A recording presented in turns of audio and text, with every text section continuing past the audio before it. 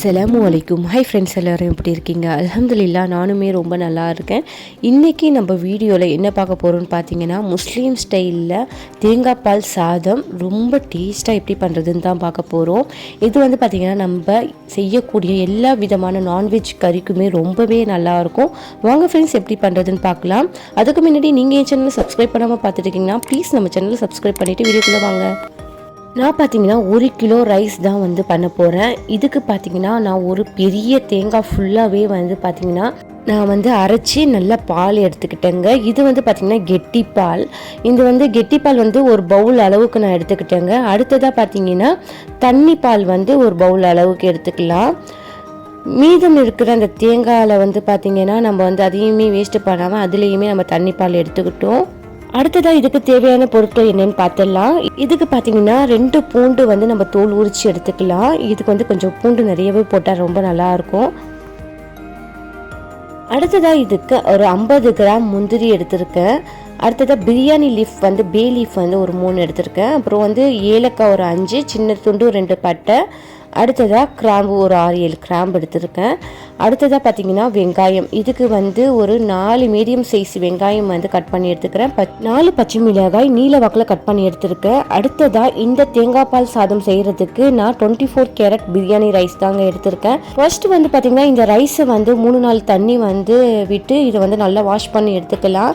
Rice அளவு வந்து நம்ம கரெக்டாக பார்த்துக்கணுங்க. எந்த அளவுக்கு நம்ம ரைஸ் போடுறோமோ அந்த அளவுக்கு நம்ம வந்து கரெக்டாக தண்ணி வைக்கணும்.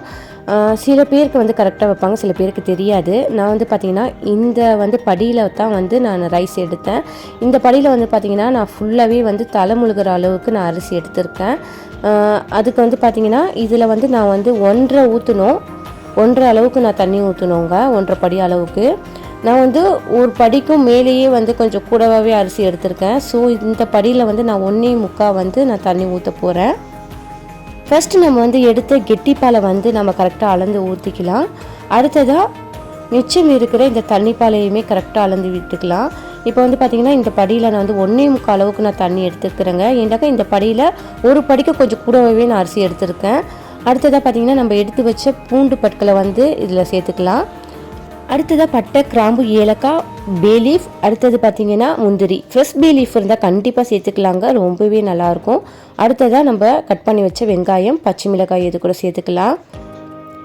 இது கூட பார்த்திங்கன்னா வெந்தயம் வந்து ஒரு டீஸ்பூன் அளவுக்கு நம்ம சேர்த்துக்கணும்.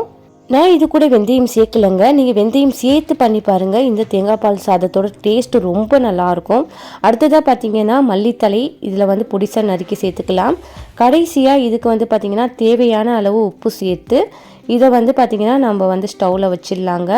அடுத்ததாக பார்த்திங்கன்னா நான் இதுக்கு வந்து ஒரு ஸ்வீட் பண்ணுறேன்.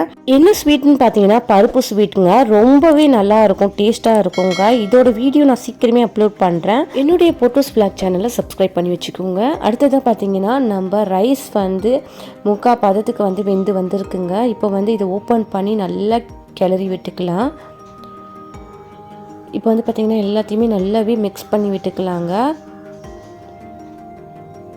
இந்த சாதம் வந்து பார்த்திங்கன்னா ரொம்பவே நல்லாயிருக்கும். இதுக்கு வந்து பார்த்திங்கன்னா நான் நாட்டுக்கோழி குழம்பு தான் பண்ணியிருக்கேன். நாட்டுக்கோழி குழம்பு வீடியோ ஏற்கனவே என் சேனலில் அப்லோட் பண்ணியிருக்கேங்க. அதோட லிங்க் வந்து நான் கமெண்ட் பாக்ஸில் கொடுக்குறேன். கண்டிப்பாக போய் செக் பண்ணி பாருங்கள், ரொம்பவே நல்லாயிருக்கும்.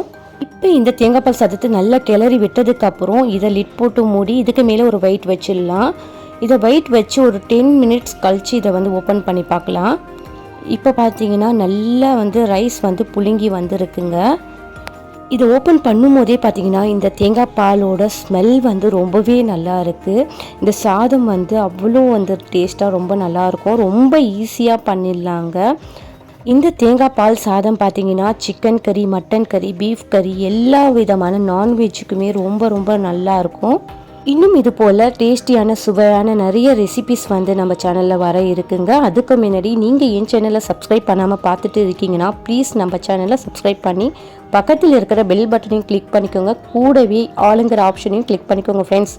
அப்போ தான் நான் எப்போல்லாம் வீடியோ போடுறேனோ அப்போல்லாம் உங்களுக்கு உடனே பார்க்க முடியும். இந்த ரெசிபி உங்களுக்கு பிடிச்சிருந்துச்சுன்னா மறக்காமல் லைக் பண்ணுங்கள், கமெண்ட் பண்ணுங்கள், என் சேனலை சப்ஸ்கிரைப் பண்ணுங்கள் ஃப்ரெண்ட்ஸ். தேங்க்ஸ் ஃபார் வாட்சிங். அஸ்ஸலாமு அலைக்கும்.